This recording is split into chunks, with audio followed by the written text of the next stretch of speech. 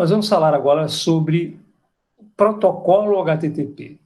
Vamos fazer uma breve introdução sobre esse protocolo que é de fundamental importância para o desenvolvimento das nossas aulas, uma vez que o projeto que nós vamos desenvolver é um projeto web, e como tal, ele vai trabalhar de acordo com esse protocolo de redes, que a gente vai falar no decorrer dessa aula. Então vamos lá.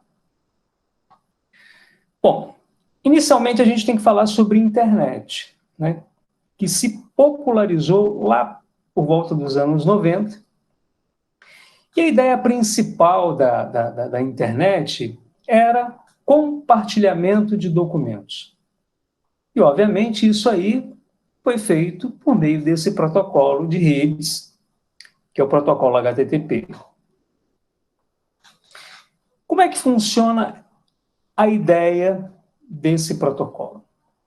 Bom, inicialmente a gente tem que entender que no nosso computador nós podemos ter tanto o cliente como o servidor.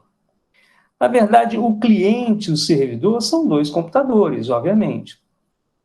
Só que nós temos no nosso computador um programa que nós chamamos um programa cliente, que seria o browser, o nosso navegador de internet, seja o Chrome, o Mozilla Firefox, Internet Explorer. Então, esse seria o nosso cliente. O nosso servidor já seria um outro programa.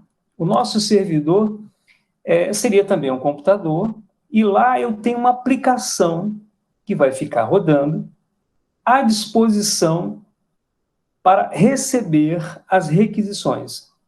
Então, no nosso computador cliente, ele faz a requisição, o servidor recebe essa requisição e devolve uma resposta.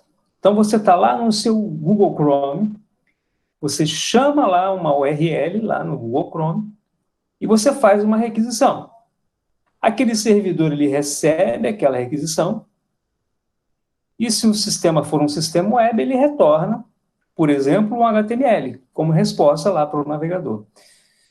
Então, essa é a ideia básica de funcionamento desse protocolo que a gente vai comentar, que prevê essa relação, né, por meio de servidores, né, onde eu tenho o cliente fazendo a requisição e o servidor fornecendo a resposta. Essa é a ideia principal.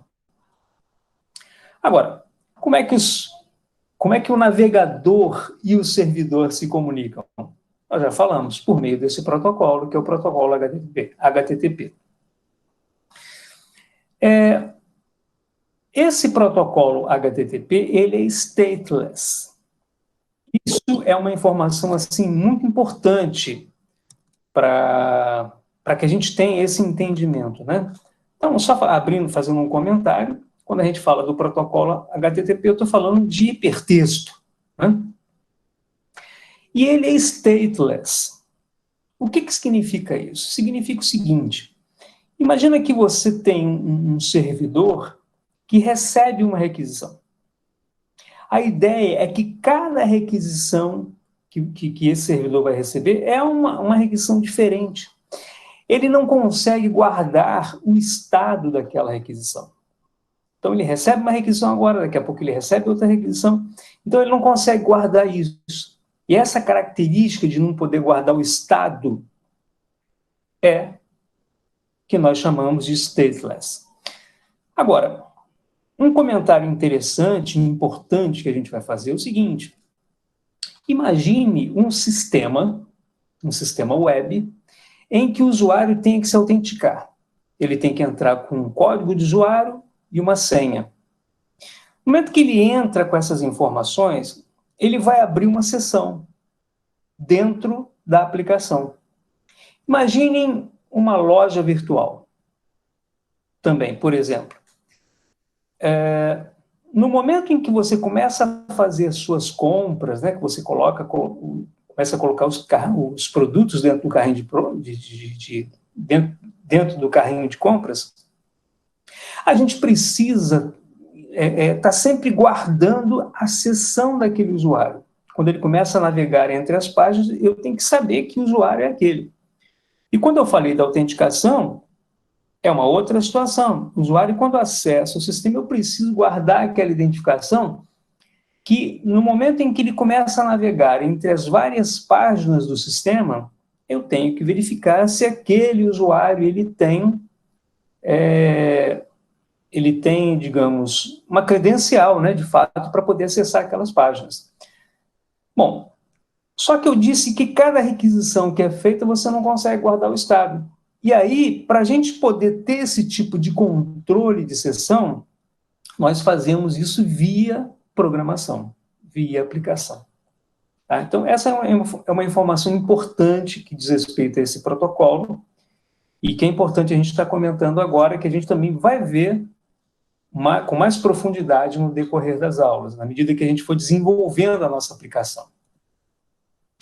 Bom, e aí a gente vai começar a entrar em alguns detalhes, né? Claro que nesse momento de forma muito superficial, mas alguns detalhes que dizem respeito à requisição e à resposta. Então, a requisição nós chamamos de request e a resposta nós chamamos de response. Quando você faz uma requisição, quando você faz uma request, aqui o nosso programa cliente, ele fez uma requisição. Algumas informações são passadas para o servidor, para que ele consiga identificar aquele tipo de requisição. E uma das coisas, por exemplo, é o que nós chamamos de método, ou o que eu chamo também de verbo, que são os verbos get, post, put. Então, imagine que você digitou lá na URL www.ol.com.br. Você fez uma requisição do tipo get. E a gente vai explicar isso com mais detalhes. E aí o nosso servidor, ele lá da UOL, ele vai receber aquilo, essa informação, o computador lá da UOL, e vai te devolver o HTML, com aquele site, com o portal da UOL. Agora imagina que você está operando num sistema, um sistema contábil, por exemplo, um sistema contábil que foi desenvolvido no ambiente web. Você acessou o sistema, digitou a URL, inicialmente por meio do método GET, mas em algum momento você vai preencher algum formulário e vai submeter aquele formulário ao servidor. Ou um caso muito simples, um formulário de inscrição, uma inscrição para um concurso, para alguma coisa qualquer. Quando você faz a submissão daquele formulário, pode ser que você esteja usando o método POST. Por quê? Porque você está guardando aquela informação. Aquela informação precisa ser registrada. Você pode também fazer uma alteração, uma requisição para uma alteração de informação. Então, isso é o verbo ou o método que você utiliza, né? Você utiliza uma URL, essa URL também é passada na request, na requisição. Você tem também headers, eventualmente você tem parâmetros que você pode passar. Imagine que você está operando um sistema web em que você quer fazer uma consulta a um cadastro por nome. Então, a gente vai passar por parâmetro o nome que tem que ser pesquisado aqui no nosso servidor. Então, a ideia inicial é que vocês consigam identificar e saber isso, de que uma request, uma requisição, ela sempre contém algumas informações que são passadas para o servidor. E da mesma forma, o servidor, por sua vez, ele quando fornece uma response, uma resposta ao nosso cliente, ele vai também, obviamente, devolver as informações, algumas informações. Entre elas, um código, que nós chamamos de HTTP Code. Esse código é uma espécie de status da requisição. Então, um erro muito comum, por exemplo, quando você digita um endereço de internet errado, você recebe uma informação, olha, erro 404, ou seja, ele não encontrou aquela página. Foi um erro de cliente. Imagina que você fez uma requisição e a operação lá no servidor apresentou algum problema, ele vai te devolver um erro 500, que é um erro de servidor. Agora, imagine que você fez uma requisição e obteve sucesso. Você obteve uma resposta adequada, de acordo com aquilo que você pensou de fato, né? Uma resposta de acordo com a sua requisição. Eu chamei um site, ele me retornou um HTML com aquela página que era o que eu esperava. Obviamente, você também vai receber um código, o status 200, que deu tudo ok.